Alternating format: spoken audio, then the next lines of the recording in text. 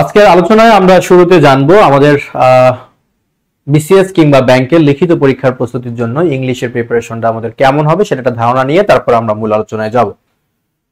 প্রথমে আমি এভাবেই লিখবো টাইটেলটা যে টার্গেট রিটেন ইংলিশ প্রিপারেশন।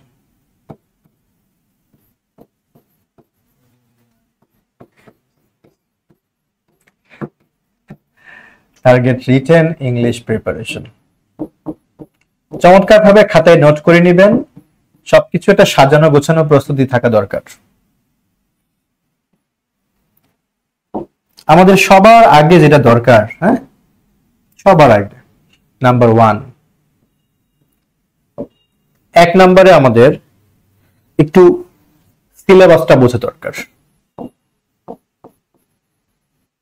কি আছে সিলেবাসটা। আমি দুইটা দিক বুঝাচ্ছি, এটা বিসিএস, এটা হচ্ছে ব্যাংক। পাশাপাশি নিচ্ছি, কিছু কারণ আছে বোঝানোর জন্য। বিসিএস এর ক্ষেত্রে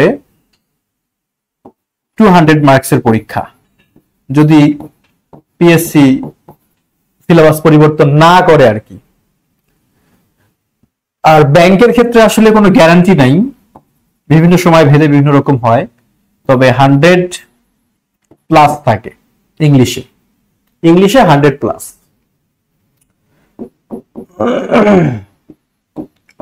তো বিসিএস এর জন্য নরমালি কি থাকে, আমরা বলি যে পেপার 1 ফার্স্ট পেপার 1-এ আমরা কি পাই, একটা প্যাসেজ পাই বা রিডিং কম্প্রিহেনশন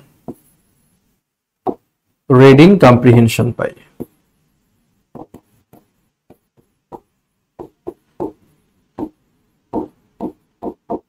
এখান থেকে আমাদের কি কি থাকে, এখান থেকে আমাদের থাকে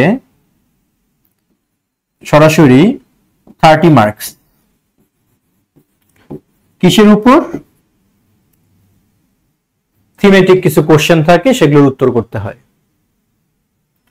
এরপর সামারি রাইটিং, এই প্যাসেজটা আমরা পড়ে কি বুঝলাম সেটাই, পুরো গল্পটাকে অল্প শব্দে লিখতে হবে, এই সামারিটা আমাকে লিখতে হবে, এর মধ্যে থাকবে 20 মার্কস।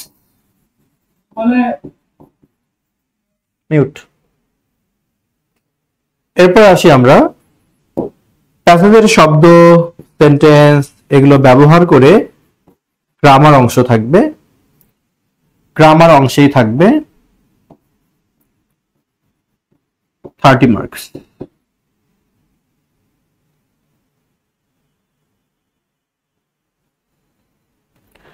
এরপরে আসেন লেটার টু এডিটর, অথবা আমরা যদি বলি ফিচার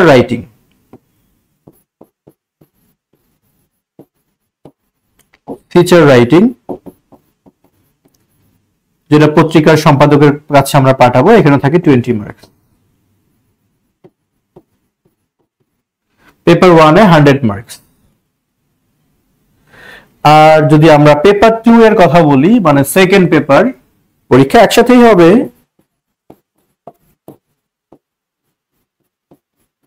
পেপার 2-তে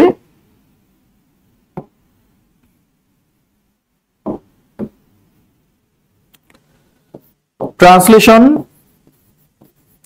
বাংলা থেকে ইংলিশ এবং ইংলিশ থেকে বাংলা 25-25-50। আর একটা এসে থাকবে, সেই এসেতে হচ্ছে আপনার 50। এমন হতে পারে যে দুইটা এসে দিয়েছে 25-25-50, মানে এসেতে 50, ট্রান্সলেশনে 50, 100। এই দুইটা আইটেম, এই হচ্ছে 200 মার্কস। আর ব্যাংকের ক্ষেত্রে পার্থক্যটা আমরা বোঝার চেষ্টা করবো একটু পরে। এখানেও একটা প্যাসেজ থাকবে, রিডিং কম্প্রিহেনশন।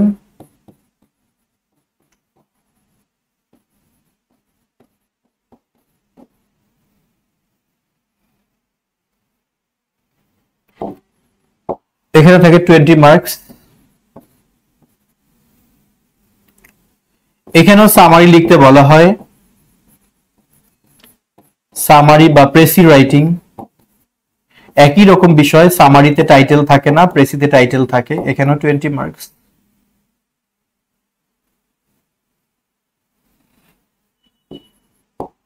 এরপর আসেন ট্রান্সলেশন, অনুবাদ, ই টু বি ইংলিশ থেকে বাংলা,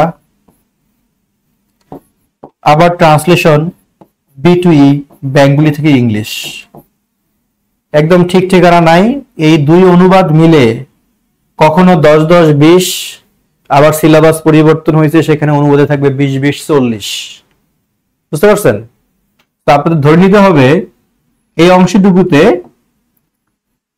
20 থেকে 40 মার্কসের কোশ্চেন হতে পারে, কিন্তু থাকবে দুইটা আইটেম। এরপর আসেন ফোকাস রাইটিং। ফোকাস রাইটিং থাকলে নরমালি সেখানে 35 মার্কস থাকে। এরপর আসেন আর্গুমেন্ট রাইটিং। একটা আর্গুমেন্টেটিভ এসে দেয়া হয়, এক ধরনের এসে, সেটা লিখতে বলা হয়, এখানে থাকলে 30 মার্কস থাকে। তার মানে এই 6টা আইটেমের বাইরে প্রশ্ন সচরাচর হয় না। আমার মতে কোনটাতে কত মার্কস দ্যাট ডাজন্ট ম্যাটার। আপনাকে মাথায় রাখতে হবে যে আমি যদি ব্যাংকের জন্য প্রস্তুতি নেই, আমাকে এই বিষয়গুলোর উপর প্রস্তুতি নিতে হবে। ধরলাম অনুবাদে 5 নাম্বার, বাট আপনাকে তো উত্তর করতে হবে, শিখতে তো হবে। ধরলাম ফোকাস রাইটিং এ 3 নাম্বার, আপনাকে 3 নাম্বার পাওয়ার জন্য তো শিখতেই হবে। বিষয়টা হচ্ছে এরকমই। তো এই দুইটা পাশাপাশি লেখার কারণ কি দেখেন, বিসিএস এর এসে আর ব্যাংকের ফোকাস এর মধ্যে আহামরি পার্থক্য নেই, পার্থক্য শুধু স্ট্রাকচারের। এসেটা দীর্ঘ পরিসরে হয়, ফোকাসের মধ্যে কিছু ফোকাসিং পয়েন্ট থাকে, সেগুলোকে টার্গেট করেই লিখতে হয়, তুলনামূলক ছোট হয়। আর্গুমেন্ট রাইটিং এটাও এক ধরনের এসে, বিভিন্ন বিষয়ের উপর আপনার লেখার দক্ষতা না থাকলে আপনি লিখতে পারবেন না। প্যাসেজ বা কম্প্রিহেনশন বিসিএসও থাকে, ব্যাংকেও থাকে। সামারি বা প্রেসি বিসিএসও থাকে, ব্যাংকেও থাকে। ট্রান্সলেশন ইংলিশ থেকে বাংলা, বাংলা থেকে ইংলিশ বিসিএসও থাকে, ব্যাংকেও থাকে। বুঝতে পারছি? তার মানে এই দুইটা লেভেলের প্রিপারেশন কিন্তু একই রকম, শুধু পার্থক্যটা কোথায়? পার্থক্য হলো বিসিএস এ ফিচার রাইটিং থাকে, ব্যাংকে ফিচার রাইটিং থাকে না। বিসিএস এ গ্রামার অংশে 30 মার্কস থাকে, ব্যাংকে রিটেন পরীক্ষায় গ্রামার অংশে কোনো মার্কস থাকে না। এইটুকু পার্থক্য, এছাড়া কিন্তু আর কোন রকম পার্থক্য নেই। তো আমি বলবো যে আপনারা একটা টার্গেট এর মধ্য দিয়ে এই দুইটা সেক্টরের কিন্তু প্রিপারেশন নিতে পারেন। কিভাবে? তাহলে আমরা কিভাবে পড়লে সেই প্রিপারেশন নিতে পারবো? আমি ধরলাম আপনি শুধুই বিসিএস পরীক্ষার্থী, বিসিএস বাদে অন্য কোনো পরীক্ষা দিবেন না, ফাইন। তবুও আমার ওই টার্গেটে গেলে আপনার জন্য ভালো। আপনি যদি বিসিএস ব্যাংক দুটোই দেন, তখনও আপনাকে ওই টার্গেটে গেলে আপনার জন্য ভালো হবে। সেই গাইডলাইনটা কেমন হতে পারে, আমাদের ওভারঅল পড়াশোনাটা কেমন হবে, আজকে আমাদের টপিক নিয়ে কোনো কথা হবে না, ওভারঅল পড়াশোনাটা কেমন হবে সেটা নিয়ে কথা বলবো। আমার মনে হয় যে আমরা আজকের ক্লাসটা একটু মনোযোগ দিয়ে দেখলে এবং খাতায় নোট করে নিলে আপনি ধরে ধরে পড়তে সুবিধা হবে। শুধু শুনলে তো অনেক কিছু শোনা হয়, এরপর তো টার্গেট থাকে না। আচ্ছা, এখন আসি আমরা এর জন্য কিভাবে আমাদের পড়াশোনা হবে আর কি, আমাদের স্টাডি প্ল্যানটা কেমন হওয়া উচিত, আমরা কি কি পড়বো, কিভাবে পড়বো। আমি প্রথমে বলবো আপনাদেরকে কিছু গ্রামার টপিক সম্পর্কে ধারণা নিতে হবে ভালোভাবে।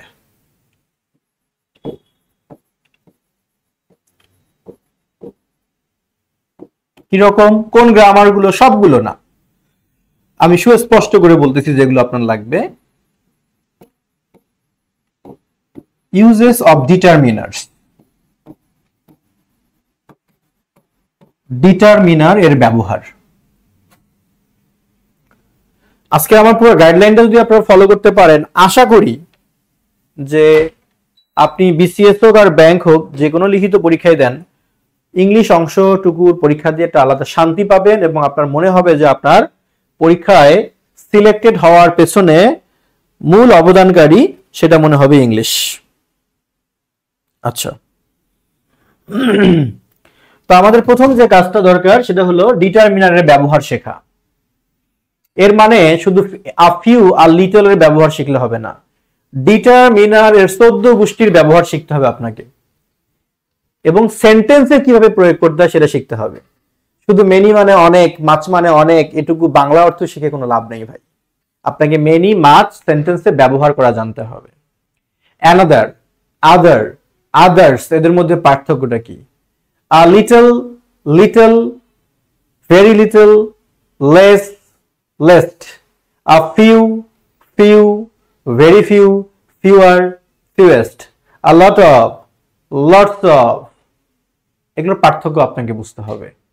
আ great deal of, a good deal of, এগুলো সুস্পষ্ট ব্যবহার শিখতে হবে যেন আপনি সেন্টেন্সে প্রয়োগ করতে পারেন।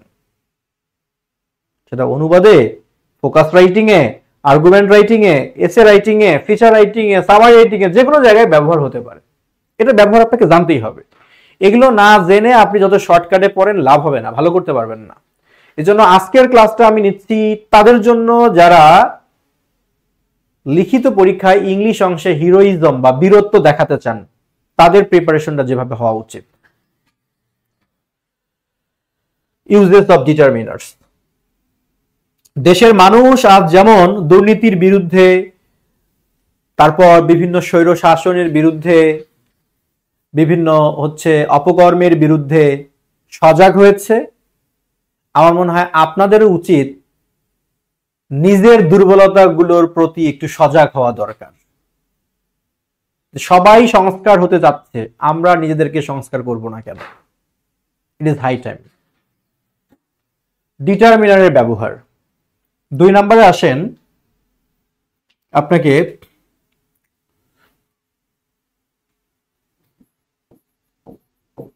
কাজিটিভ ভার্বস,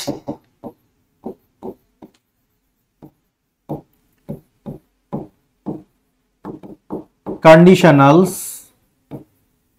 এগুলোর ব্যবহার আপনাকে জানতে হবে খুব ভালোভাবে, যেন আপনি make, let, get, have, help এগুলোকে সেন্টেন্সে প্রয়োগ করতে পারেন, সেই ব্যবহার আপনাকে জানতে হবে। যে আমি তাকে হাসাইলাম, আই মেড হিম লাভ, সে আমাকে হাসালো, হি মেড মি লাভ। এই যে মেক বা মেড আমি কিভাবে ব্যবহার করব, এই ব্যবহারটা আপনাকে জানতে হবে। কিভাবে জানবেন সব বুঝাবো, আগে দেখেন। 3 নাম্বার হচ্ছে আমাদেরকে জানতে হবে টেন্সের ব্যবহার। হ্যাঁ, টেন্স এর চেনার উপায়, এর স্ট্রাকচার,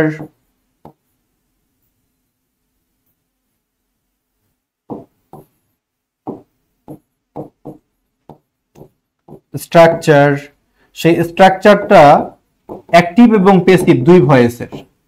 অর্থাৎ প্রেজেন্ট ইনডেফিনিট টেন্সের স্ট্রাকচার অ্যাক্টিভ ভয়েসে কেমন হবে, প্যাসিভ ভয়েসে কেমন হবে, সেটা আপনাকে কিন্তু জানতে হবে।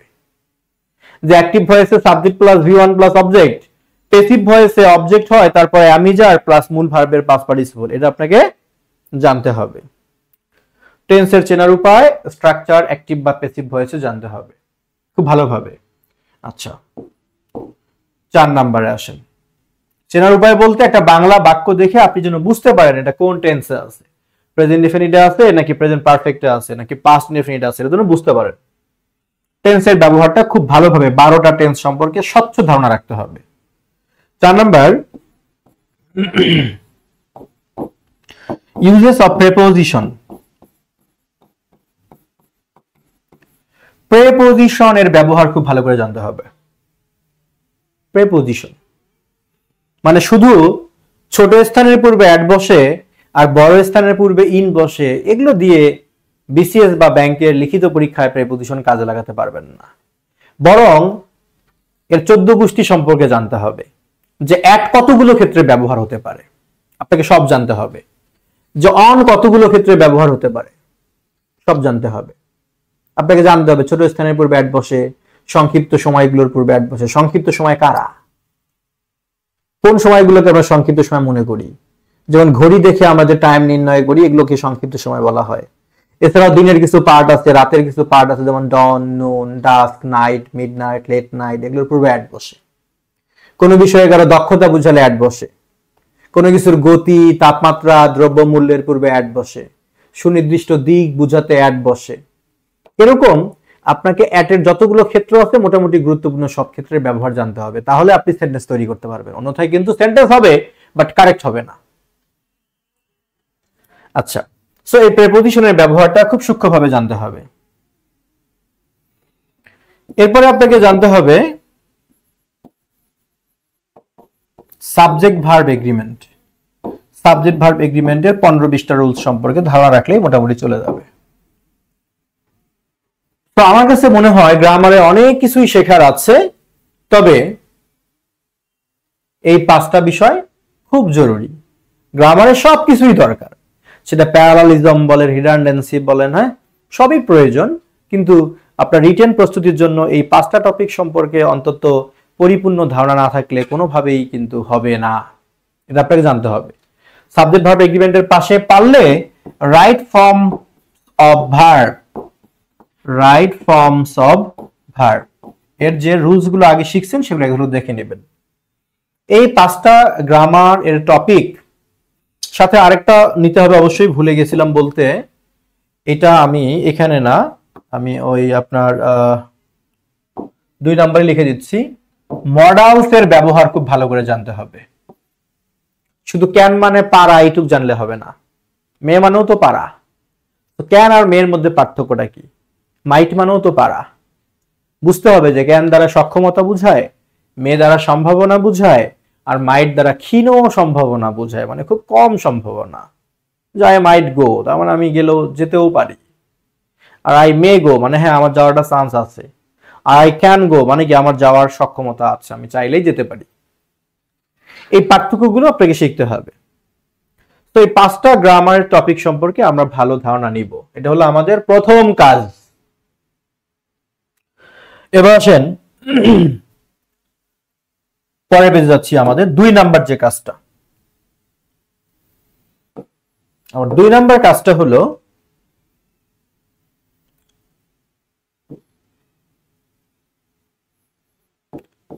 আপনার লেক্সিকন বা ভোকাবুলারি সমৃদ্ধ করতে হবে, ওয়ার্ড ভান্ডার বাড়াতে হবে। এখন ভাই ওয়ার্ড তো শেষ নাই ভাই, কত ওয়ার্ড আছে পৃথিবীতে, আপনি কত ওয়ার্ড পড়বেন? আর আপনার তো একটা টাইমে একটা লিমিটেশন আছে, আপনি এই সময়ের মধ্যে কত কিছু শিখতে পারবেন? অনেক কিছুই তো পারবেন না। এজন্য আমরা কোন ওয়ার্ডগুলো পড়বো বা কিভাবে পড়লে আমাদের সুবিধা হয় সেটা আমাদের একটু জানতে হবে, সেটা আমরা জানবো। যেমন আমি আপনাদেরকে বলি, কয়েকটা আমি টপিক বলতে পারি, এই টপিকগুলো সম্পর্কে যদি আপনারা ওয়ার্ড শিখতে পারেন, আমার মনে হয় আপনাদের যাই আসুক না কেন আপনারা মোটামুটি লিখতে পারবেন। সেটা কি রকম? আমি কিছু ক্ষেত্র বলি। যেমন প্রথমে আমি বলবো যে ব্যাংক অ্যান্ড ইকোনমি। ব্যাংক এবং অর্থনীতি নিয়ে কোনো কিছু লিখতে হলে বা কোনো আর্টিকেল পত্রিকায় পেলে আপনারা দেখবেন যে এগুলোর উপর কিছু ওয়ার্ড আছে, কিছু টার্ম আছে যেগুলোর ব্যবহার আমরা অনেক সময় জানি না। যেমন বাংলায় বলা হয় লোন, ঋণ অবলোপন। তো ঋণ অবলোপনের ইংলিশটা আপনাকে বুঝতে হবে, কারণ এই টার্মগুলো আপনি সাধারণ ওয়ার্ড দিয়ে লিখতে পারবেন না। এরকম ব্যাংক এবং ইকোনমিতে যে ধরনের ওয়ার্ড ফ্রেজগুলো ব্যবহার হয় এগুলো সম্পর্কে আপনাকে এই ওয়ার্ডগুলো শিখে ফেলতে হবে। কিভাবে শিখবেন আমি বলবো, আগে দেখেন কি শিখতে হবে। এরপর আসেন নেচার অ্যান্ড এনভায়রনমেন্ট। এক কথায় লিখে দিলাম, এর মধ্যে প্রাকৃতিক দুর্যোগ থেকে শুরু করে সবই থাকবে। আচ্ছা, আমি বিষয়টা এইভাবে একটু লিখে দেই, নেচার অর এনভায়রনমেন্ট, প্রকৃতি বা পরিবেশ সম্পর্কিত আমাদের যা যা দরকার, সেটা প্রাকৃতিক দুর্যোগ বলেন, জলবায়ু পরিবর্তন বলেন, সব এর মধ্যে থাকবে। এই রিলেভেন্ট ওয়ার্ড ফ্রেজগুলো আপনাকে শিখতে হবে। এরপর আসেন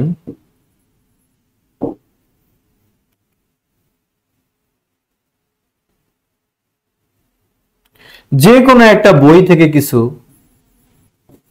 জেনারেল phrases and idioms আপনাকে শিখতে হবে।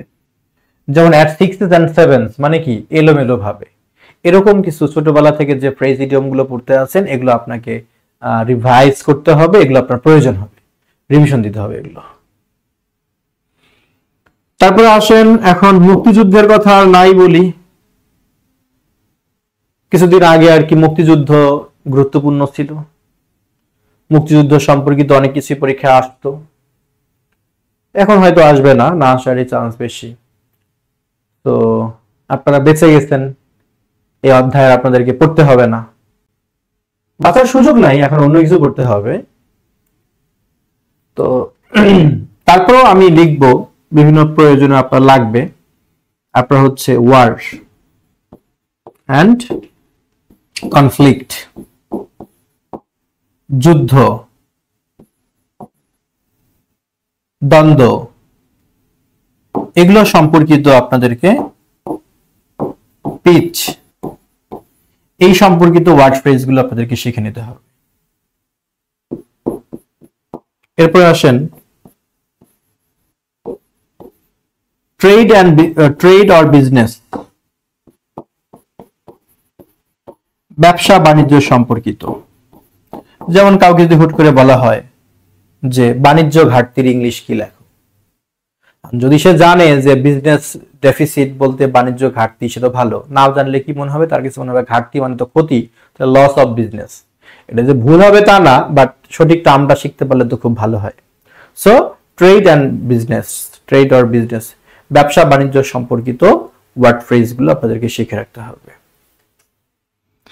আর এর সাথে আমি যুক্ত করব যেটা, সেটা হলো মানে এই জিনিসগুলো আপনার কমনলি ইউজড, এগুলো আপনার লাগবেই। Bank economy, nature environment, general phrase idioms, war, conflict, peace, trade, business, এগুলো আপনার লাগবেই। এর পাশাপাশি আপনাদের যেটা করতে হবে, আমি যদি লিবারেশন ওয়ারকে বাদ দেই তাহলে আমাকে ল্যাঙ্গুয়েজ মুভমেন্ট, পাশাপাশি লিবারেশন ওয়ার্ডটাও যোগ করলাম। হয়তো মুক্তিযুদ্ধের নায়ক চেঞ্জ হয়ে যেতে পারে এখন, কিন্তু মুক্তিযুদ্ধের নাম হয়তো মুছে যাবে, যাবে না, হয়তো যাবে না, নায়ক হয়তো চেঞ্জ হতে পারে, বাট এই সম্পর্কিত লেখা আসবেই। তো এই মুক্তিযুদ্ধ এবং ভাষা আন্দোলন সম্পর্কিত ওয়ার্ড ফ্রেজ গুলো আপনাদেরকে লিখতে হবে। আমি দুঃখিত যে এই টপিকটা আমার সবার শেষে লিখতে হচ্ছে, এটা সবার আগে লেখার কথা ছিল, বাট এটার গুরুত্ব এখন হয়তো এতটাই কম হবে যেটাকে শেষেই লিখতে হচ্ছে। এরপরে আসেন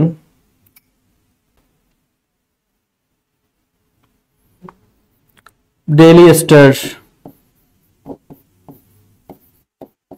বা business standard,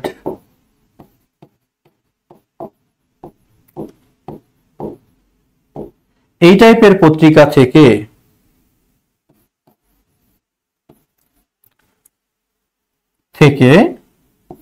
new words collection করতে হবে আপনাদেরকে।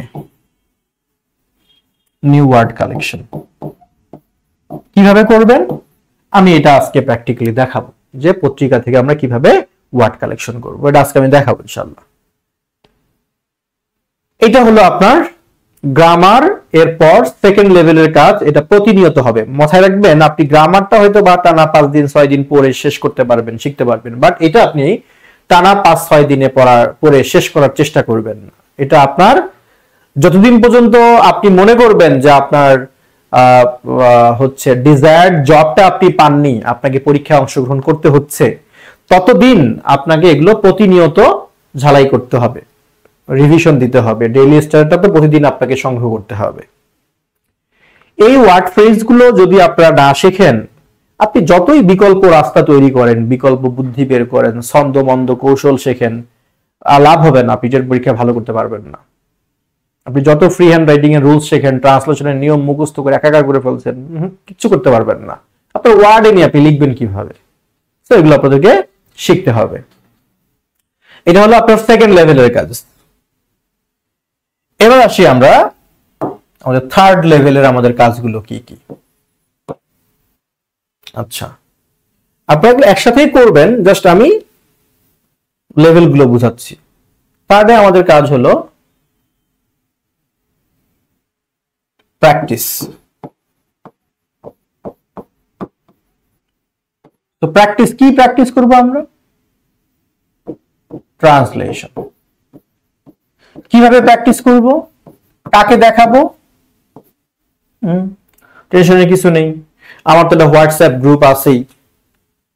যারা এখনো হোয়াটসঅ্যাপ নাম্বার পাননি আমার, তারা আমাকে হোয়াটসঅ্যাপে নক দিবেন। তারা আমাকে ইনবক্সে নক দিলে আমি হোয়াটসঅ্যাপ নাম্বার দিব। হ্যাঁ, ভর্তিকৃত স্টুডেন্টদেরকে হোয়াটসঅ্যাপে যোগ করে নিব, সেখানে হোমওয়ার্ক গুলো সাবমিট করবেন, আমি চেক করে দিব আমার সাধ্য মতো।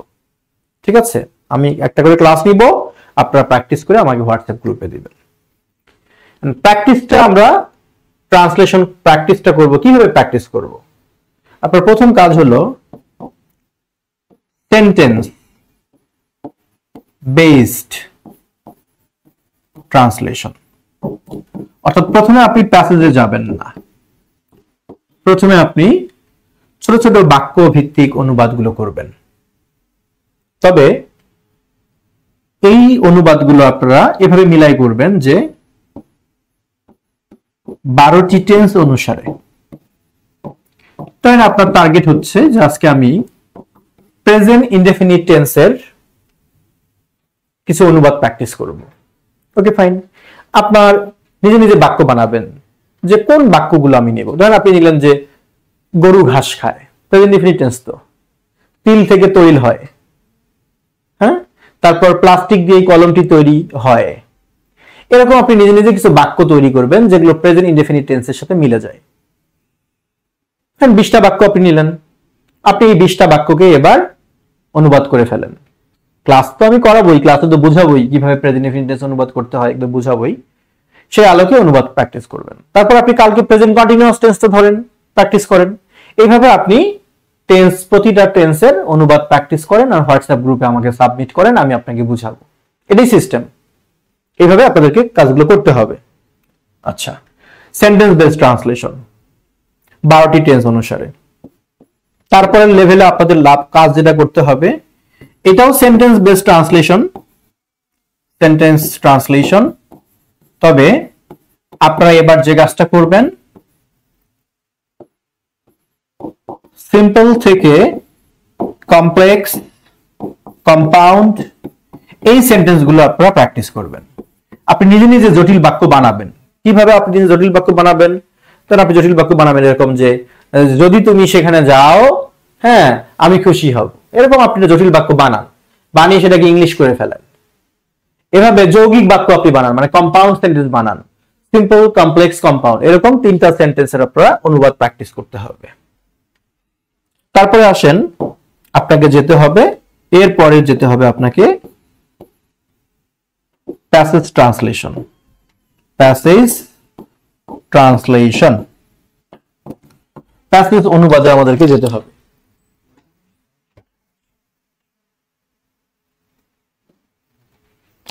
ওকে, প্যাসেজ ট্রান্সলেশনে যদি আমরা যাই, প্যাসেজ ট্রান্সলেশনে আমরা প্রথমে প্র্যাকটিস করব এগুলো সব বাংলা থেকে ইংলিশ, বি টু ই, বাংলা থেকে ইংলিশ অনুবাদ প্র্যাকটিস করবেন। ওকে, এবার আসি আমরা প্যাসেজগুলো কই থেকে কালেক্ট করব। প্যাসেজগুলো আপনি বিগত বছরের প্রশ্ন প্র্যাকটিস করলেই হয়ে যায়। বিগত বছরের বিসিএস এর যে প্যাসেজ ট্রান্সলেশন গুলো আসছে কিংবা ব্যাংকের যে অনুবাদগুলো আসছে, আপনারা বিগত বছরের প্রশ্নগুলো অনুশীলন করলেই হয়ে যায়। বিগত বছরে হিউজ প্রশ্ন আছে, এগুলোই আপনি অনুশীলন করে শেষ করতে পারবেন না। 4 নম্বরে যাব আমরা, লেভেল 4-এ।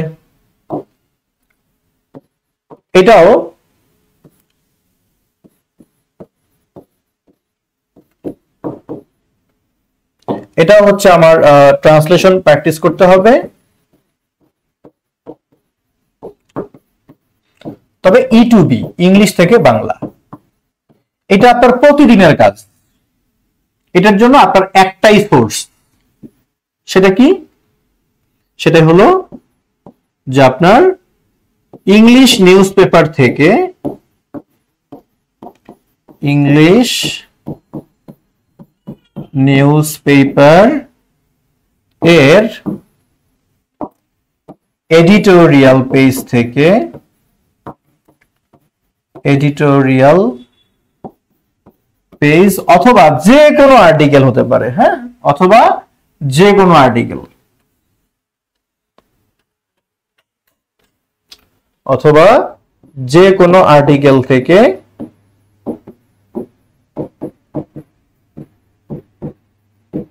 এটা আপনাকে নিশ্চিত করতে হবে প্রতিদিন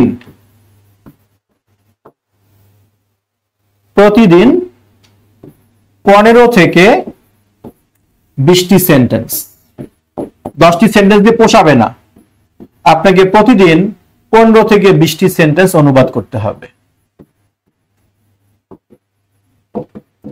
তবে অবশ্যই সেটা ভাবানুবাদ। ভাবানুবাদ কিভাবে করতে হয় সেটা আমি বুঝাবো, একটু পরেই পত্রিকা দেখাবো, সেখান থেকে আমি বুঝাবো। এভাবে আপনাকে ইংলিশ থেকে বাংলা প্রতিদিন প্র্যাকটিস করতে হবে। ইংলিশ থেকে বাংলা আর বাংলা থেকে ইংলিশ, এই অনুশীলনটা আপনার একদিন করে শেষ করলে হবে না, এটা আপনাকে কিন্তু প্রতিদিনই করতে হবে। যতদিন পর্যন্ত আপনি আপনার কাঙ্ক্ষিত লক্ষ্যে পৌঁছাতে না পারেন, আপনার ততদিন পর্যন্ত এই প্র্যাকটিস কিন্তু চালাতেই হবে, থেমে যাওয়া যাবে না। আচ্ছা, সো এবার আসি আমরা, অনুবাদ যখন আমাদের হয়ে গেল, 5 নম্বরে আসেন, এসে or focus writing। আমি জানি এটার জন্য আপনাদের অনেক বই আছে, অনেক পুস্তক আছে, অনেক ইত্যাদি ইত্যাদি আছে, কিন্তু আমার মনে হয় আপনার কোনো প্রকাশনীর বই না থাকলেও কোনো সমস্যা নেই, আপনার সোর্স হলো একটাই। আপনি প্রতিদিন পত্রিকা পড়েন বা না পড়েন কোনো বিষয় না, বাট আমার কথা হলো আপনারা প্রতিদিন চোখ রাখবেন, হার্ড কপি হোক আর অনলাইনে সফট কপি হোক না কেন, ডেইলি স্টার অথবা না, পাশাপাশি দুইটাই রাখবেন, বিজনেস স্ট্যান্ডার্ড। ডেইলি স্টার অথবা বিজনেস স্ট্যান্ডার্ড, এই দুইটা পত্রিকা থেকে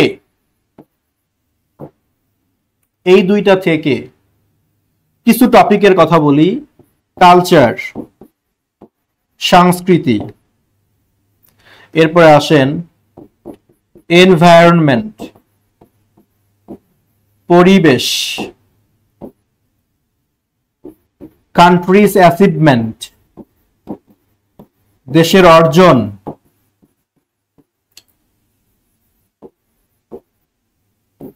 অথবা ইকোনমিক্স, অর্থনীতি, অথবা আসেন গ্লোবাল ক্রাইসিস বা গ্লোবাল ইস্যুস, বৈশ্বিক যে সমস্যাগুলো আছে। এরপরে আসেন আপনি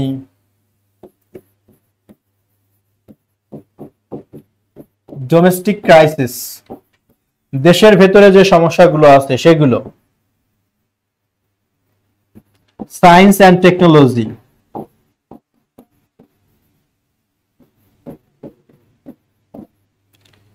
লিটারেচার, সাহিত্য,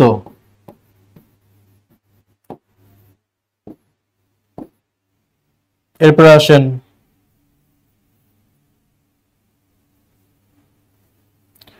ইত্যাদি, হ্যাঁ, ইত্যাদি। এই টপিকগুলো নিয়ে যদি কোনো এডিটর কিংবা কোনো ফিচার, কোনো এডিটরের লেখা কিংবা যদি কোনো ফিচার পান আপনারা বা কোনো আর্টিকেল পান এই টপিকগুলোর উপর, যদি আপনারা হার্ড কপি পড়েন, আমি বলবো সেটা কেটে রেখে দিবেন, এটা বান্ডেল বানাবেন। যদি অনলাইন থেকে পড়েন তাহলে এটা কপি করে পেস্ট করে রাখবেন আপনার কোথাও, ল্যাপটপ থেকে পড়লে এটা কপি করেন, কপি করে আপনি ওয়ার্ডে পেস্ট করে রাখেন। মোবাইল থেকে পড়লে ফাইন, কপি করেন, কপি করে আপনি আপনার ফেসবুকের টাইমলাইনে অনলি মি করে রাখতে পারেন, অনলি মি করে কেউ দেখবেন আপনি দেখবেন, অথবা নোটপ্যাডে রাখতে পারেন। এইভাবে আপনারা আর্টিকেলগুলো জমাবেন এবং আপনার কাজ হবে সেই আর্টিকেলগুলোর প্রতিটা আর্টিকেলের প্রতিটা ওয়ার্ডের মিনিং আগে শিখবেন, তারপর প্রতিটা সেন্টেন্সের বাংলা অনুবাদ খাতায় লিখবেন। এই দুইটা কাজ করলে, ধরুন আপনি একটা আর্টিকেল পেয়েছেন, প্রথমে আননোন ওয়ার্ডগুলোর মিনিং শিখে ফেলবেন, তারপর প্রতিটাকে সেন্টেন্সকে ধরে ধরে আপনি এটা ভাবানুবাদ করবেন। এই দুইটা কাজ করলেই আপনার খবরও পড়া হবে, ওই আর্টিকেলে কি লেখা আছে সেটা আপনার এক ধরনের মুখস্থ হয়ে যাবে, আপনার অনেকগুলো ওয়ার্ডও শেখা হবে, আপনার অনুবাদ অনুশীলন করাটাও হয়ে যাবে। আমার মনে হয় ফোকাস কিংবা এসে কমন পাওয়ার জন্য এর চেয়ে বিকল্প কোনো আর রাস্তা নেই, এটাই একমাত্র ওয়ে। তার মানে বই থেকে পড়ে যে আপনার লাভ হবে না বিষয়টা মোটেও সেরকম না।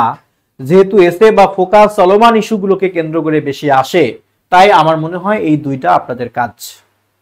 আপনারা চোখ রাখবেন ডেইলি স্টার এবং বিজনেস স্ট্যান্ডার্ড, এই দুইটা পত্রিকা থেকে বেশি গুরুত্বপূর্ণ লেখাগুলো পাওয়া যায়। তার মানে যে অন্য পত্রিকা কিছু করে না বিষয়টা এরকম না। এই দুইটা পত্রিকা থেকে এতদিন পর্যন্ত দেখে আসছি যে মোস্ট ইম্পর্টেন্ট রাইটিং গুলো এখান থেকে আমরা পাচ্ছি। এইভাবে আপনারা এসে বা ফোকাসের জন্য অনুশীলন করবেন। আচ্ছা, এরপর আসেন তাহলে এই টপিকগুলো, হ্যাঁ, সংস্কৃতি, পরিবেশ, দেশের অর্জন। দেশের অর্জন বলতে আগের অর্জনগুলো নিয়ে আর কিছু আসবে না, যেমন দেশে মেট্রো রেল বা বিভিন্ন অবকাঠামোগত উন্নয়ন, পদ্মা সেতু, এগুলো আসবে না আর, এগুলো বাদ। এখন দেশের নতুন কি প্রজেক্ট হবে এগুলো, তারপর সুশাসনের প্রয়োজনীয়তা, নেসেসিটি অফ গুড গভর্নেন্স, এগুলো পড়তে হবে। আরো অনেক কিছুই চেঞ্জ হবে, তবে এই টপিকগুলো সম্পর্কে আপনাদেরকে ধারণা রাখতে হবে। এবার আসেন 6 নম্বরে, আর্গুমেন্ট রাইটিং নিয়ে আমি কিছু বলবো।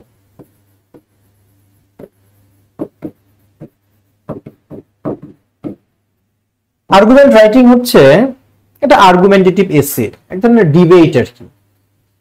আপনার সামনে একটা বক্তব্য দেয়া হবে, একটা সেন্টেন্স দেয়া হবে, একটা বাক্য, একটা উদ্ধৃতি দেয়া হবে, প্রশ্নপত্রে একটা উদ্ধৃতি দিয়ে আপনাকে সেটা বিশ্লেষণ করতে বলবে। ধরেন একটা উদ্ধৃতি দেয়া হলে এভাবে যে ডক্টর মোহাম্মদ ইউনূসকে অন্তর্বর্তীকালীন সরকারের প্রধান করা হয়েছে। আপনি এটা পক্ষে না বিপক্ষে, বা আপনার মতামত কি, সমর্থন করেন কি করেন না, তো আপনি আপনার মতো করে লিখবেন। যদি আপনার মনে হয় যেটা সমর্থন করা উচিত, তাহলে কেন সমর্থন করেন সেই ব্যাখ্যা আপনাকে বর্ণনা করতে হবে একটার পর একটা, ফার্স্টলি, সেকেন্ডলি, থার্ডলি, ফোর্থলি, ফিফথলি। আর যদি আপনার মনে হয় যে না, তাকে করা উচিত হয়নি, তার কারণ লিখবেন। আর যদি আপনার কাছে মনে হয় যে না, কিছু দিক থেকে ভালো, কিছু দিক থেকে সমস্যা, তাহলে আপনি সেভাবেই লিখবেন। ভালো দিকগুলো বর্ণনা করবেন, চ্যালেঞ্জের দিকগুলো বর্ণনা করবেন। মানে এইখানে আপনার আওয়ামী লীগ, বিএনপি, জাতীয় পার্টির মতো কোনো দল গ্রহণ করার সুযোগ নাই। এইখানে আপনাকে একদম সৎ বান্দা থাকতে হবে, থাইকা আপনার পক্ষকে আপনার বিজয়ী করতে হবে। তবে এইটুকু মাথায় রাখেন, আপনার মতো করে মতামত শেয়ার করলেই হবে না, আপনাকে বুঝতে হবে যে দেশের জনতা বা দেশের যারা শাসন ব্যবস্থায় আছেন তারা কি মনে করেন। ধরেন অন্তর্বর্তীকালীন সরকারে ডক্টর ইউনূসকে প্রধান করা হয়েছে, তার মানে কি, এটা তো সবার মতামতের ভিত্তিতে। এখন যদি এইটা আপনি পরীক্ষার হলে লিখেন যে না, আমি এটা মানি না, এমন হয় আপনার কেন মানেন না এটা প্রমাণ করা যেমন কষ্টকর হবে, দ্বিতীয়ত আপনার মার্কস ভালো না পাওয়ারই মনে হয় কথা থাকতে পারে। সেগুলো বুঝতে হবে যে দেশের হালচাল কোন দিকে, সেই দিক থেকে আপনার যেতে হবে। তবে বেশিরভাগ ক্ষেত্রে আর্গুমেন্ট গুলো এরকম পলিটিক্যাল ইস্যু আসে না, এগুলো আসে কিছু সাধারণ চিন্তা থেকে। যেমন ধরেন আসলো যে পড়াশোনা শেষ করে একজন সন্তান বড় হয়ে ডক্টর হবে নাকি ইঞ্জিনিয়ার হবে নাকি কোন পেশায় যাবে, এই সিদ্ধান্ত সন্তানেরই নেওয়া উচিত, এখানে বাবা মার হস্তক্ষেপ করা উচিত না। এই বিষয়ে আপনি কি মনে করেন? আবার আর্গুমেন্ট হতে পারে যে আমাদের শারীরিক সুস্থতার চেয়ে মানসিক সুস্থতাটা বেশি গুরুত্বপূর্ণ। কি মনে করেন? কারণ কারো কাছে মনে হবে না আগে তো শরীর তারপর মন, আবার কারো কাছে মনে হবে না আগে মন, মন ভালো না হলে শরীর ভালো থাকবে কেমনে, তারপর শরীর। এই জন্য এগুলোর নাম হচ্ছে আর্গুমেন্ট। আর্গুমেন্ট থাকবে, আপনি যে পক্ষটা গ্রহণ করবেন সেই পক্ষকে বিজয়ী করবেন, বাট অন্য পক্ষকে তিরস্কার করে না, অন্য পক্ষের মাথায় গলায় রশি ঝুলিয়ে না। আপনি আপনার পক্ষকে সমর্থন করবেন, আপনার পক্ষকে বিজয়ী করবেন যথোপযুক্ত প্রমাণ দিয়ে, ক্লেইম দিয়ে। পাশাপাশি আর্গুমেন্ট লেখার সময় মাথায় রাখবেন বিপরীত পক্ষের যদি কোনো ভালো দিক থাকে সেটাও আপনাকে তুলে ধরতে হবে। এগুলো আমি লেখাবো, শেখাবো, জাস্ট আজকে একটা আইডিয়া দিলাম আর কি। এগুলোর উপর আমার পূর্ণাঙ্গ ক্লাস থাকবে ইনশাআল্লাহ। সো আর্গুমেন্ট রাইটিংটা আমাদের প্র্যাকটিস করার জন্য আমার কাছে মনে হয় আগে আমার দু একটা ক্লাস করেন, ক্লাস করার পর তারপর আমি যে হোমওয়ার্ক গুলো দিব সেগুলো সলভ করে করে আমার হোয়াটসঅ্যাপ গ্রুপে সাবমিট করলে আপনারা এগুলোর উপর পরিপক্ক হয়ে যাবেন ইনশাআল্লাহ। আচ্ছা, আর ফিচার রাইটিং এর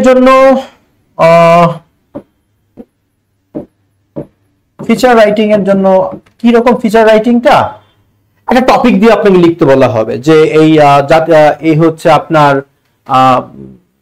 দেশের এই রাজনৈতিক সংকট বা ক্রান্তি লগ্নে সুশাসনের প্রয়োজনীয়তাটা রয়েছে, সুতরাং সুশাসনের প্রয়োজনীয়তা উল্লেখ করে একটা ফিচার লিখুন এবং সেটা পত্রিকায় প্রকাশের জন্য সম্পাদকের কাছে আবেদন করুন। তার মানে আপনার এখানে দুইটা পার্ট।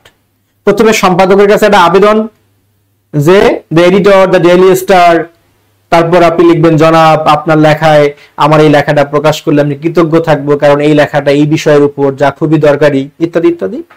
তারপর আপনার সেই লেখাটা আপনি লিখবেন যেটা পত্রিকায় প্রকাশ করা হবে। এটাই ফিচার রাইটিং।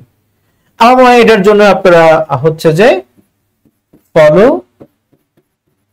নিউজ পেপার, সেটা বাংলা হোক আর ইংলিশ হোক, আপনাদের নিউজ পেপারটা অনুসরণ করা উচিত। ওকে, এবার আসেন রিডিং কম্প্রিহেনশন নিয়ে কথা বলি। যারা রিডিং কম্প্রিহেনশন ভয় পান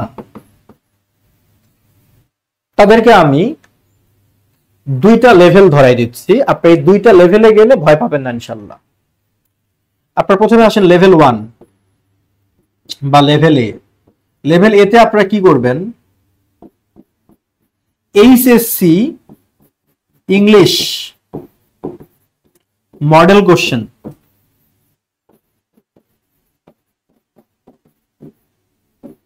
এটা আপনাকে অনুশীলন করতে হবে। অর্থাৎ এইচএসসি ইংলিশ যে টেক্সট বুকটা আছে না, আপনারা দেখবেন বিভিন্ন প্রকাশনী, পাঞ্জেরি, তারপর আরো কি কি লেকচার, বিভিন্ন প্রকাশনী আছে, একটা পুরাতন বই কিনলেই হবে। সেই বইয়ে গিয়ে দেখবেন কতগুলো কম্প্রিহেনশন প্যাসেজ দেওয়া আছে, সেগুলোর উপর থিমেটিক কোশ্চেন দেওয়া আছে, শূন্যস্থান পূরণ দেওয়া আছে। আপনারা সেগুলো প্র্যাকটিস করবেন, শুধু কোশ্চেন না, সবই প্র্যাকটিস করবেন। এটা আপনাদের জন্য লেভেল 1 বা লেভেল এ, কারণ এখানে তুলনামূলক সহজ, আহামরি সহজও না, তুলনামূলক সহজ। এইভাবে আপনাদের উচিত হবে আগে অন্তত এখান থেকে 8-10টা বা 20টা প্যাসেজ প্র্যাকটিস করা। এরপরে আপনারা লেভেল বি তে গিয়ে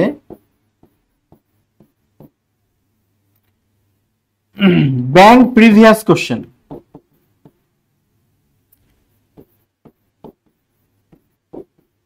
ব্যাংকের প্রিভিয়াস কোশ্চেনে গিয়ে যেগুলো প্যাসেজ এসেছিল সেগুলো আপনাদের প্র্যাকটিস করতে হবে। কেন ব্যাংকেরটা, কেন? কারণ হলো ব্যাংকের প্যাসেজগুলো তুলনামূলক ছোট হয়, আপনি আগে ছোটটা দিয়ে প্র্যাকটিস করেন। এভাবে আপনাদের উচিত হবে 10-20টা প্যাসেজ প্র্যাকটিস করা। তার আগে তো অবশ্যই আমার ক্লাস করবেন আমি কিভাবে প্যাসেজ সলভ করাই। এরপরে আসেন লেভেল সি।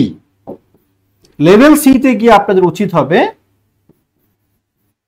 বিসিএস এর লিখিত পরীক্ষার প্রিভিয়াস যে কোশ্চেন গুলো আছে সেই প্যাসেজগুলো আপনাদের প্র্যাকটিস করতে হবে। এটা for reading comprehension plus summary, দুইটার জন্য। এই প্যাসেজ থেকে আপনারা থিমেটিক কোশ্চেনের উত্তর করবেন, তারপর এই প্যাসেজেরই আপনারা একটা সামারি লিখে ফেলবেন। সো এই হবে আপনাদের কম্প্রিহেনশন অনুশীলনের পদ্ধতি। এবার আসেন আমরা যদি ইংলিশ গ্রামার ফর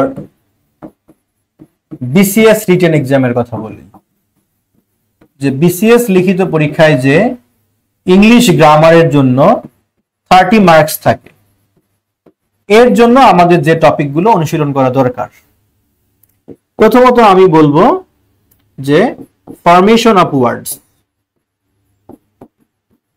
মানে কি? মানে একটা ওয়ার্ড থাকবে, নাউন, আপনাকে করতে হবে ভার্ব, করতে হবে অ্যাডজেক্টিভ, করতে হবে অ্যাডভার্ব, এগুলো আপনাকে দখলে রাখতে হবে। 2 নম্বরে আসেন making sentences with words or phrases. আপনাকে যে কোনো একটা ওয়ার্ড দিয়ে বা যে কোনো একটা ফ্রেজ দিয়ে সেন্টেন্স তৈরি করার ক্যাপাবিলিটি রাখতে হবে, এবিলিটি থাকতে হবে আপনার। সেটার কনটেক্সচুয়াল মিনিংটা যেন ঠিকঠাক থাকে, এরকম একটা। এখন আমাকে যদি বলে যে তুমি এক্সাম দিয়ে একটা সেন্টেন্স বানাও, আমি তো কিছু না জানলে ওটা লিখতে পারবো যে এক্সাম ইজ এ ওয়ার্ড, তো এরকম সেন্টেন্স হলে তো হবে না। ওই প্যাসেজের সাথে মিল রেখে একটা সেন্টেন্স লেখার চেষ্টা করতে হবে। 3 নম্বরে আসেন capitalization and punctuation. Capitalization and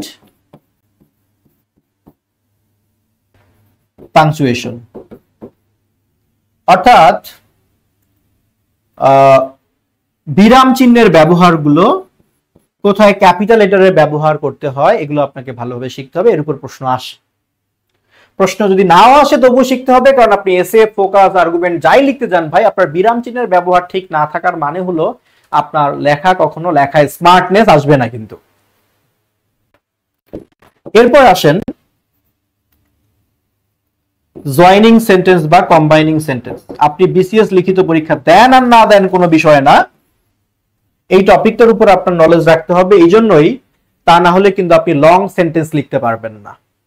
2টা ছোট বাক্যকে বা 3টা ছোট বাক্যকে একটা বাক্যে রূপান্তর করার মতো কৌশল আপনাকে জানতে হবে।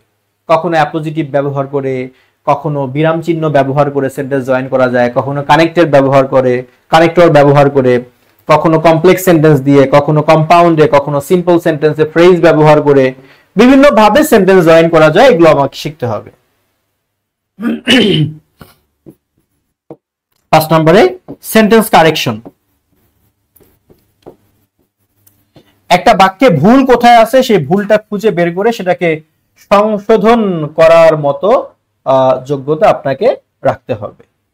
6 নম্বরে হলো breaking sentence. Breaking sentence into simple sentences. অর্থাৎ আপনার সামনে একটা বড় সড়ো বাক্য দেয়া হলো, সেই বাক্যটাকে আপনি ভেঙে, আপনাকে বলা হলো 4টা সিম্পল সেন্টেন্স বানাও, মানে একটা সেন্টেন্স ভেঙে 4টা সিম্পল সেন্টেন্স বানাও, এরকম প্রশ্ন ফেস করতে হতে পারে।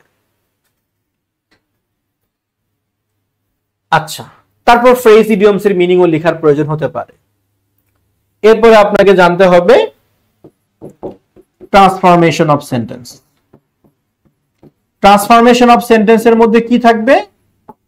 সেটা অ্যাফার্মেটিভ থেকে নেগেটিভ, অ্যাসার্টিভ থেকে এক্সক্লামেটরি, সিম্পল থেকে কমপ্লেক্স, কমপ্লেক্স থেকে সিম্পল, কম্পাউন্ড, অ্যাক্টিভ ভয়েস থেকে প্যাসিভ ভয়েস, এগুলোর উপর প্রশ্ন হতে পারে। এই 7টা টপিকের উপর যদি আপনি আইডিয়া নিতে পারেন, তাহলে আপনি যদি বিসিএস লিখিত পরীক্ষার্থী হন, তাহলে আপনার 30 মার্কসের মোটামুটি এখান থেকে অনায়াসে 20-22 নাম্বার আপনি ক্যারি করতে পারবেন। আর যদি আপনি বিসিএস পরীক্ষা নাও দেন, আপনি ব্যাংকের লিখিত পরীক্ষা দেন, আপনার লেখায় একটা স্মুথনেস চলে আসবে, ইনশাআল্লাহ লেখায় একটা স্মার্টনেস চলে আসবে। সো আজকে আসলে আমার টার্গেট ছিল, আপনাদেরকে কোনো টপিক পড়ানোর টার্গেট ছিল না। আমার কাছে মনে হয়েছিল যে এই ক্লাস শুরু করার আগে আমি আপনাদেরকে একটা গাইডলাইন দেই যে আসলে আমাদের কি পড়া উচিত, কিভাবে পড়া উচিত। এবার আমরা একটু আসি যে আমরা পত্রিকাটা কিভাবে কাজে লাগাবো, ডেইলি স্টারটা বা বিজনেস স্ট্যান্ডার্ড থেকে আমি কিভাবে কি কাজে লাগাবো সেটা নিয়ে আমি একটু কথা বলবো। তো এর জন্য আমাকে অবশ্যই একটা পত্রিকা নিতে হবে। সো আমি নিলাম, আজকের পত্রিকায় যে কি খবর পাবো দেখা যাক, চেষ্টা করি।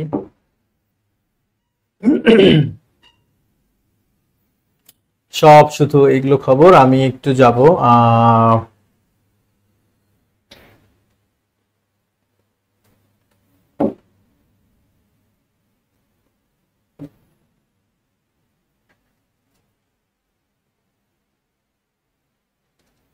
এইখানে, আমি গেলাম। ধরেন আমি কি পেলাম, air quality of Dhaka remains moderate. ধরেন এইখানে আপনার যদি কোনো শব্দের মিনিং না জানা থাকে, আপনার প্রথম কাজ হলো সেই শব্দের মিনিংটা আগে খাতায় লিখে ফেলা। শুধু ইনস্ট্যান্ট ডিকশনারি দেখে শিখে রাখলেন বাট খাতায় নোট করলেন না, এই শেখা লাভ হবে না। আপনার 2-3 মাস পর যেন আপনার একটা খাতা শুধু ডেইলি স্টারের মতো ওয়ার্ড দিয়ে শেখা ভরা থাকে। ফেসবুক থেকে বিভিন্ন মানুষ, বিভিন্ন ব্যক্তিরা ডেইলি স্টার থেকে ওয়ার্ড কালেক্ট করে সেটা শেয়ার করছে তাদের টাইমলাইনে। আপনি সেটা আপনার টাইমলাইনে শেয়ার দিয়ে রাখলেই অশেষ নেকি হাসিল করবেন, বিষয়টা কিন্তু এরকম না। এরকম আমরা জীবনে অনেক কিছু শেয়ার দিয়ে রাখি ফেসবুকে, বাট পড়া হয় না। সুতরাং কোন ফেসবুক থেকে মানুষের তৈরি করা মানে রেডিমেড ওয়ার্ড আপনার শেয়ার করে রাখলে হবে না ভাই। এটা আপনাকে ধরে ধরে নিজে নিজে কালেক্ট করে শিখতে হবে, খাতায় লিখতে হবে, তাহলে এটা ইফেক্টিভ হবে। So air quality of Dhaka remains moderate, তার মানে কি ঢাকার যে বায়ুর যে গুণগত মান সেটা মধ্যম লেভেলের। মাঝখানে আমরা দেখছিলাম যে ঢাকার এয়ার কোয়ালিটি খুবই বাজে। এয়ার কোয়ালিটি ইন্ডেক্স বিবেচনা করলে ঢাকা সবচেয়ে বায়ু দূষিত শহরগুলোর মধ্যে অন্যতম, বাট এখন এটা মাঝামাঝি লেভেলে আছে। Okay fine. এবার আপনার কাজ হলো এইটা সেন্টেন্স অনুবাদ করা, ওয়ার্ডগুলো শিখে শিখে সেন্টেন্স অনুবাদ করা। ভাবানুবাদ কিভাবে ভাবানুবাদ করবেন, দেখেন কি বলছে, ঢাকা হ্যাজ র‍্যাঙ্কড। আচ্ছা, আমরা এইটুকু বুঝতে পারছি ঢাকার একটা মর্যাদা পেয়েছে, স্থান পেয়েছে, কত? 60তম স্থান পেয়েছে। On the list of cities, on the list তালিকায়, অফ সিটিজ শহরগুলোর তালিকায়। কোন শহরগুলো? ওয়ার্ল্ড ওয়াইড, বিশ্বব্যাপী। উইথ দ্য ওর্স্ট, ব্যাড হলো খারাপ, এর comparative from worst, superlative from কি worst, air quality. With an AQI score of 56 at 9:08 AM yesterday morning, অর্থাৎ গতকাল, এটা প্রতিদিন এই জরিপটা হয়, গতকাল সকাল 9:08 একটা জরিপ বিবেচনা করে দেখা গেছে যে আমাদের এয়ার কোয়ালিটি ইন্ডেক্স এর স্কোর হচ্ছে 56। বিশ্বের অন্যান্য শহরগুলোর এয়ার কোয়ালিটির ইন্ডেক্স কত? আমাদের যেমন ছিল 56।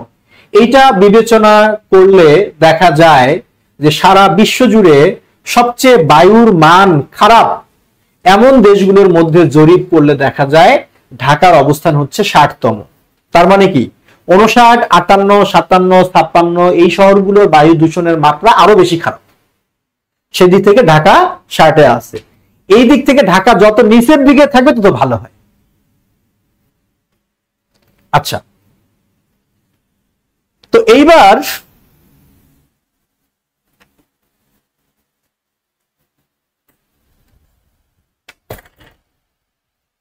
এইভাবে আপনারা এই সেন্টেন্সটা পড়ে যা বুঝলেন সেটা একটা সুন্দর বাংলায় রূপ দিবেন। এই সুন্দর বাংলায় রূপ দিতে গিয়ে আপনার কিছু বাড়তি শব্দ প্রয়োজন হতে পারে যোগ করার, করবেন, কোনো বিষয় না। এর নামই ভাবানুবাদ। ভাবানুবাদ বলতে প্রতিটা ওয়ার্ডের মিনিং লেখা না, সেটা আক্ষরিক অনুবাদ হলো। ভাবানুবাদ মানে হলো পুরো সেন্টেন্সটা পড়ে আমি যা বুঝলাম সেটা আমি আমার ভাষায় নিজের মতো করে ইংলিশে লিখে ফেলবো, বাংলায় লিখে ফেলবো। এভাবে আপনাকে সেন্টেন্স ধরে ধরে লিখতে হবে। The year was classified as moderate. এয়ারের এই শ্রেণী ভাগটা করা হয়েছে মধ্যম লেভেলের। And even এমনকি ঢাকা's air quality remained in moderate zone for the past few days. এমনকি বিগত কয়েকদিন তুলনায় এখন মাঝামাঝি অবস্থানে আছে, ইন্ডিকেটিং যা নির্দেশ করতেছে an improvement of the air quality. এই মডারেট লেভেলে থাকাটাই নির্দেশ করতেছে যে আমাদের বায়ুর মান উন্নয়ন হয়েছে। এভাবে আপনাকে প্রতিটা সেন্টেন্স ধরে ধরে আপনার অনুবাদটা করতে হবে। এইভাবে আপনাকে খুঁজতে হবে যে কোন আর্টিকেল গুলো পরীক্ষায় বিভিন্ন এসে হিসেবে, ফোকাস হিসেবে আসার মতো। যেমন এখানে অপিনিয়ন পার্টে যদি আমি যাই, এখন অপিনিয়ন পার্টে গিয়ে দেখেন অনেক কিছু আছে। কোটা কার্নেজ নিয়ে এখন একটা পাতা লিখে রাখছে এরা, ভিউজ, এডিটোরিয়াল। ওকে, আপনি এডিটোরিয়াল পার্টে যান। ওকে, যেমন will India learn anything from the wealth tragedy, এই আর্টিকেল আপনার জন্য আসলে পরীক্ষায় আসার মতো না। সো এই ট্র্যাজেডি থেকে ইন্ডিয়া শিখবে কি শিখবে না, রাজনৈতিক issue. Take concrete steps to address public angle, মানুষের মধ্যে যে ক্ষোভ রাগ আছে এটা নিয়ন্ত্রণ করার জন্য শক্তিশালী পদক্ষেপ নিতে হবে। এই আর্টিকেল আপনার পরীক্ষায় আসার মতো না। আপনাকে খুঁজতে হবে যে কোনটা কালচার নিয়ে, কোনটা এনভায়রনমেন্ট নিয়ে, আপনাকে খুঁজতে হবে।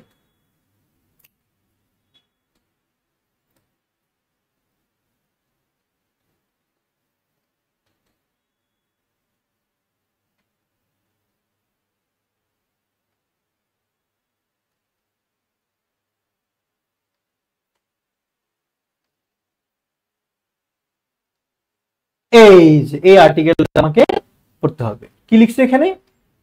Ensuring smooth FDI inflow will be a challenge. FDI, Foreign Direct Investment, বিদেশিরা আমাদের দেশে যে বিনিয়োগটা করে সেই বিনিয়োগের যে আমাদের প্রবাহটা, এটাকে স্মুথ করা, ধরে রাখা, এটা আমাদের জন্য একটা চ্যালেঞ্জ হবে। কেন চ্যালেঞ্জ হবে? এর কারণ আপনাকে পড়ে পড়ে বের করতে হবে।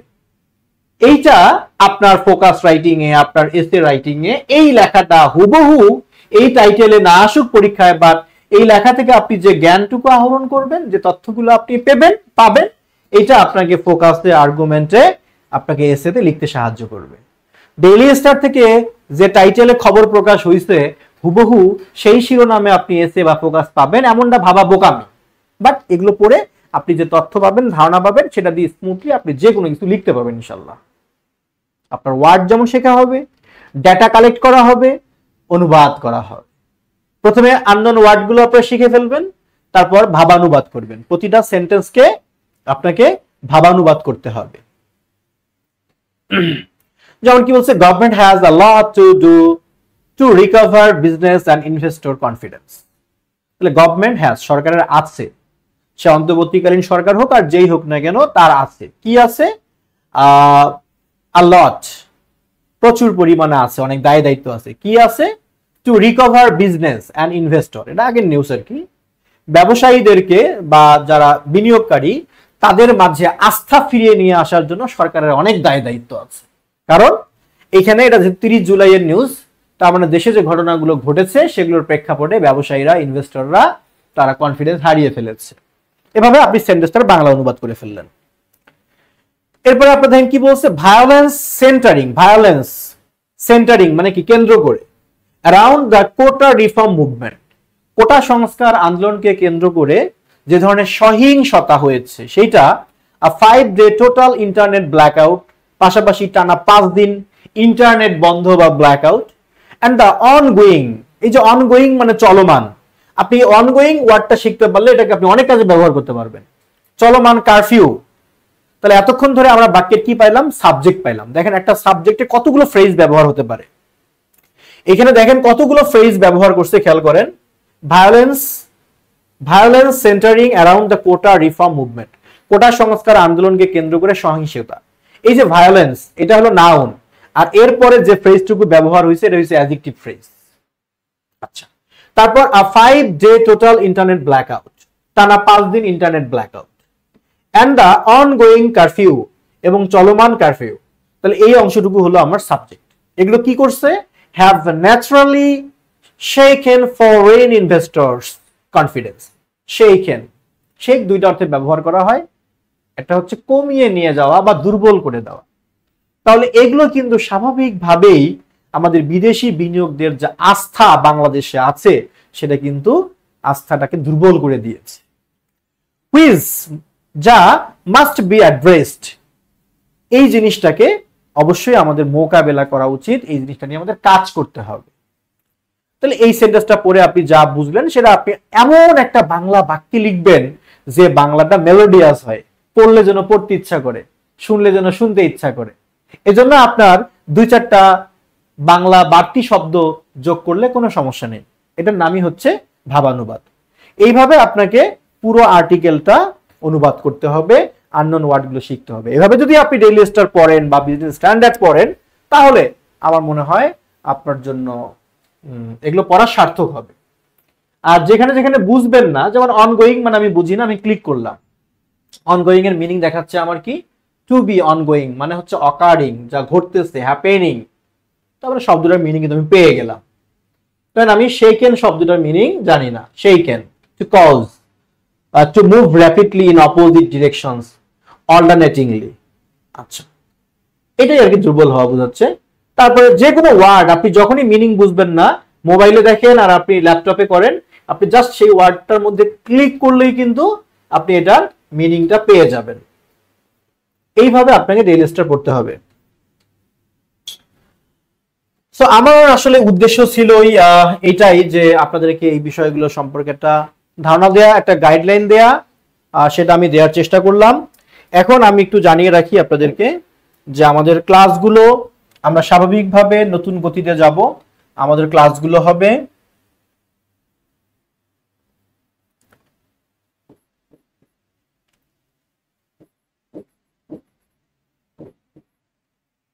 আমরা নতুনভাবে যে ক্লাসগুলো করব, আমাদের ক্লাসগুলো এখন হবে 4 days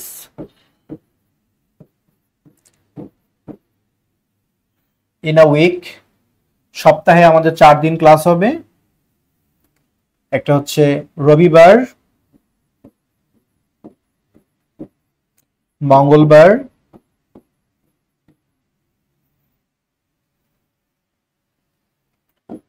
থার্সডে, বৃহস্পতিবার এবং ফ্রাইডে, শুক্রবার। এই 4 দিন ইনশাল্লাহ ক্লাস হবে। কোনো কারণে একদিন মিস হলেও 3 দিন ক্লাস তো হবেই। ক্লাসগুলো হবে রাত 10টা থেকে 12টা। ওকে, 10টা থেকে 12টা এই হচ্ছে আমাদের ক্লাসগুলো। ক্লাসগুলো আমাদের প্রতিদিন জুমে ক্লাস হবে, তবে সবগুলো ক্লাস রেকর্ড করা থাকবে। ক্লাস শেষ হওয়ার কিছুক্ষণ পর আমাদের ফেসবুক সিক্রেট গ্রুপে রেকর্ডগুলো সরবরাহ করা হবে। সো এই হচ্ছে বিষয়। রেগুলার ক্লাসের দিক থেকে যদি আমরা চিন্তা করি, আজ কি বার? আজ হলো কি বার? আজকে মঙ্গলবার না? মঙ্গলবার। তো আপনাদের সাথে আমার ফাইনালি রেগুলার ক্লাসে দেখা হচ্ছে এই তো বৃহস্পতিবার থেকে। হ্যাঁ, তো এই ছিল আজকে আলোচনার বিষয়। চাচ্ছিলাম যে ক্লাসটা শুরু করি, শুরু করার প্রসঙ্গে একটা গাইডলাইনও দিলাম।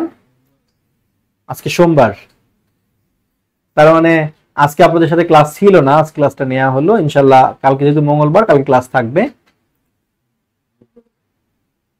কেন রিটেনের ক্লাস কি বার হবে? তাই?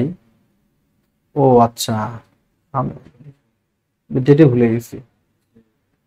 শিট। আচ্ছা, আমি একটু ভুল লিখেছি। আমাদের ক্লাসগুলো হবে আসলে শুক্র, শনি, তাই সোম, বুধ। ওকে, এই 3 দিন হচ্ছে আমার রিটেনের ক্লাস। হ্যাঁ, আপনার টাইমটা ঠিক করে নেবেন। আর রবি, মঙ্গল, বৃহস্পতি এই 3 দিন হচ্ছে আমাদের প্রিলিমিনারি ক্লাস। এই 4 দিন হচ্ছে রিটেনের ক্লাস। তাহলে ফ্রাইডে, স্যাটারডে, মানডে এবং ওয়েডনেসডে এই হচ্ছে 4 দিন আমাদের রিটেনের ক্লাস হবে। সবাই ভালো থাকি, সবার সাথে আবারও কথা হবে পরবর্তী ক্লাসে। আসসালামু আলাইকুম।